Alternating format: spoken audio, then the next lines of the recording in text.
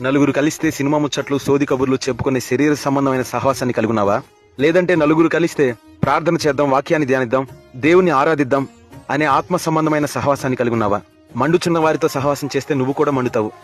చల్లారిపోయిన వారితో సహవాసం చేస్తే నువ్వు కూడా చల్లారిపోతావు. శరీర సంబంధుల కోరికలు వేరు, ఆత్మ సంబంధుల కోరికలు వేరు. శరీర సంబంధులు చేరుకునే గమ్యస్థానం వేరు, ఆత్మ సంబంధులు చేరే గమ్యస్థానం వేరు. తిని త్రాగి ఇష్టానుసారంగా జీవించి దురాత్మల చేత నడిపించబడి నరకాన్ని చేరుకోవడమే ఒక శరీర సంబంధికున్న నిరీక్షణ. కానీ నీకైతే పరిశుద్ధతను, ప్రార్థనా జీవితాన్ని కాపాడుకుంటూ ఇక్కడ కన్నుమూస్తే నా దేవుని సన్నిధిలో కన్ను తెరుస్తానన్న నిరీక్షణ నీది.